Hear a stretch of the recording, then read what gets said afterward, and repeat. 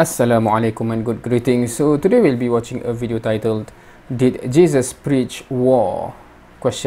Bible Contradiction number 16. Right, if you are wondering about the context of these videos, feel free to read the description box below. Without further ado, let's watch. Supposed Bible contradiction. Did Jesus come to make war or peace? Many atheists cite Matthew 10:34 to claim Jesus wanted his followers to be violent against people who oppose the gospel. However, there are several other places where Jesus encourages peace and his followers to withhold violence in the face of persecution. So do we have a contradiction? Well, it would help if we actually focus on what this passage is telling us. First, remember Jesus was an oral rabbi. As we covered in our series on the reliability of the New Testament, he used parables, metaphors, and wordplay so that his teachings would be easy to remember. So obviously he is not always being literal, which is why we need to study the context to understand the meaning of specific passages. Second, Jesus never encourages anyone, ever, to pick up a sword and kill those who oppose the gospel. We need to distinguish between the commands of Christ and the results of Christ's commands. He commanded people to follow him and believe in him only. When his followers did this, the world would hate them and persecute them for it. Thus, the result of following Jesus would cause families and friends to divide. Jesus didn't come to make peace with the religions and ideologies of the world. He wasn't here to get along and compromise with other belief systems, which was the opposite of what Rome did with the religions of the people they conquered. Jesus came to directly challenge the belief systems of the world and declare he was the only way and the only truth, which would ultimately anger people who thought there were many gods and many truths. In that sense, Jesus was making war. He was not commanding the physical conquest of people who disagreed with him. His war was fought over hearts and minds. The scholar Leon Morris said, "The peace he came to bring is not simply the absence of strife. It is a peace that means the overcoming of sin and the bringing in of the salvation of God. And that means war with evil, and accordingly hostility against those who support the ways of wrong." So it is that Jesus says that, far from peace, he comes to bring a sword, that is, conflict. The sword is not, of course, meant literally, but it is an obvious symbol of conflict. It is a stern reminder of the fact that to follow the one whom his followers delight to call the Prince of Peace sometimes means disunity and conflict. A sword divides, so does the truth which Jesus came to bring.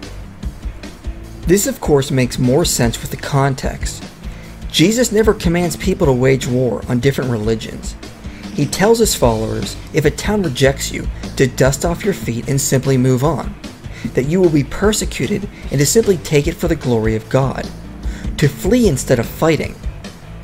The whole chapter is about how Jesus' message will not be accepted by all, and that we ought to realize his message will be waging a spiritual war. So skeptics that try this argument clearly... Is it part of that?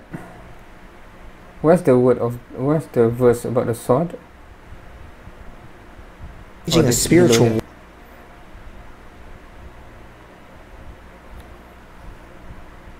Okay, so if you fear them not, do not fear those who kill the body but cannot kill the soul.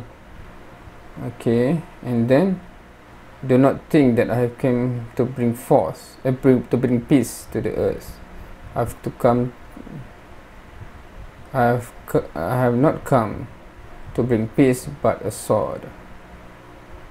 For I have come to set a man against his father, war, a daughter against her mother, etc., etc.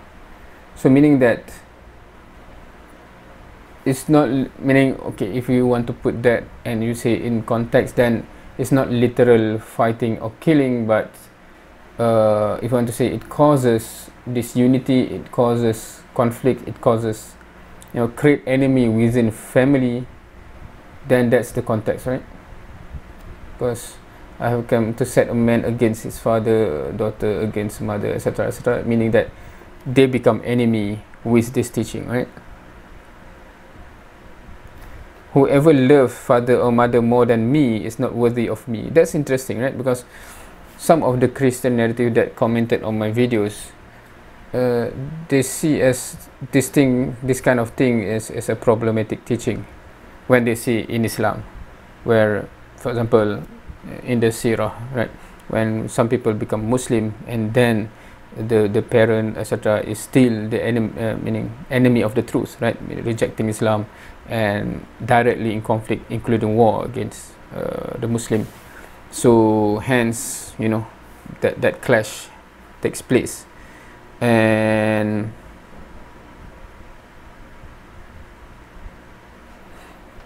they always say that love your enemy is something like that, right?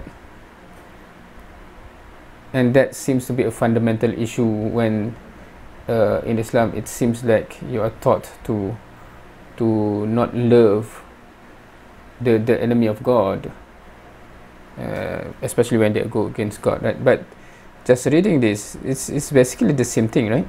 Whoever loves father or mother more than me is not worthy of me, right? So meaning that you shouldn't love them more than you love me, and when you love me, you have to accept that this is the conflict that is a result of that clash. So that's interesting. Interesting in the context of certain Christian take issue with that. They say that no, Jesus always say love your enemy, love, etc., right? So I always wonder what's the context of that love, and they always contrast this with as if, you know, the verses about war, battle, etc., but that is directly, meaning that is the context of what happened, right? It's not, anyway. So skeptics that try this argument clearly are quote mining and did not read the whole chapter. They seem... Yeah, I hate those kind of people. Of course, I tend to notice that when it comes to the Quran, because I'm familiar with the Quran, but I think those who clear with the Bible would notice that when people do it to the Bible as well, right?